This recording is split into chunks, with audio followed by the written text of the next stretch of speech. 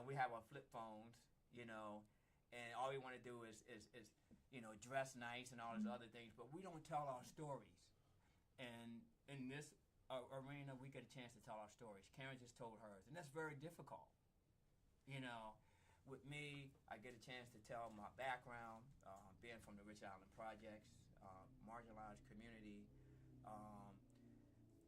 getting in trouble at 16, going to college and graduating, and then moving on to a successful career in public health. Offering that level of possibilities, one of the things, it empowers me too, and at the same time I can get a chance to empower these kids. Yes. That's very inspirational because we're from that community where you're going to fall and you have to learn how to get back up. So yes. Well done. Karen, how do you play a part with these kids who need the mentorship? And girls can be difficult too. They can be, but I have a great relationship with the young women that I mentor. I have some that I specifically mentor, just a handful, because I can't do too many. But the young women that I encounter, we have a great relationship.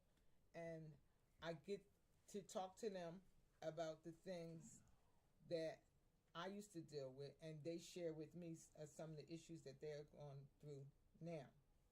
And I let them know, like whatever you're dealing with, you can overcome it. Whatever issues you may have, you'll learn to overcome it with the proper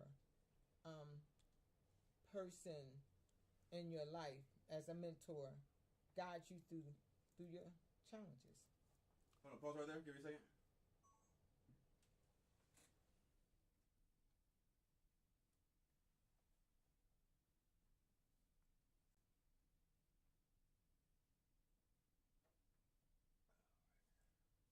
All right, continue. Yeah, the truth will set you free.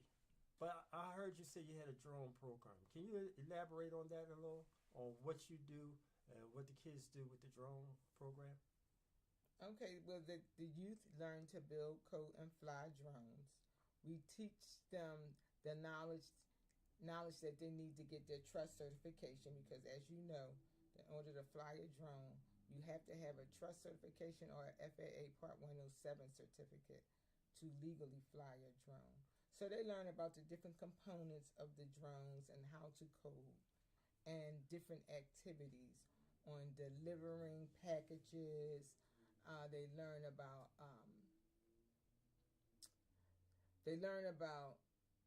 delivering packages. They learn about creating videos and content and things of that nature. That's very important because Yes. we're moving. Drones are innovative. Yes. And it's now. Yes. It's not tomorrow. Right. The future is now. So Burger King, and there's all types of jobs that the kids need to learn that. So that's very good as far as medical. They need, they have packages that's going to be delivered, Amazon. Yes. And all those kind of things. So you're definitely going up the right road. So what is your endeavor for the future of this program that you're doing? What we would like to do is be able to house young people that are homeless. What we like to do is, we're actually working now with the Department of Labor to have our cybersecurity pre-apprenticeship program registered with the state. And so that's one of our initiatives that we're working on now. And we're close to the finish line, thank God. But I would like to be able to offer our programs to the young people and help guide them on their path to adulthood, so that they can learn to make great decisions and be successful individuals. Success is part of life. Yes. So where do you see your program, Tony, in the next 5 years? I see a number of group homes with these kids, but I also see dealing with adults as well. I see transition from not just with the youth, but with the parents. I think that one of the components that we need to work on is to be able to have, because sometimes parents have issues too. So deal with the social aspects of some of the things that the parents have. Because if you incentivize parents, then you can get a better stake in this game when you incentivize parents. Say, for example, as we bring these kids in our Code for Life program for an hour or two, got these parents waiting. Now, we don't want the parents to just drop them off and let us, and we become babysitters, right? That happens, but we want to be able to have the parents to come in and say, an exercise program. So if we have a homeless shelter, or I don't want to say homeless. I don't like using that word because unfortunate. Yeah, we want a home for them, but we want a home for the parents too. Yeah. So parents come in and or our stakeholders come in and we can teach them to be whole. Yes. So you incentivize them. There's so many programs out there for adults, and a lot of times we don't ask. We don't ask. We see things out there. There's so many programs out there, and we don't ask. If we can find the programs where we can incentivize these adults, I think we have a better stake in the game. I think we have a better stake. So in 5 years, we can make that possible. Drone programs, not just for kids, for adults, right? Right. Educate some of these older folks like myself, and when it comes to technology, teach me how to work my iPhone. Teach the parents how to work the iPhone.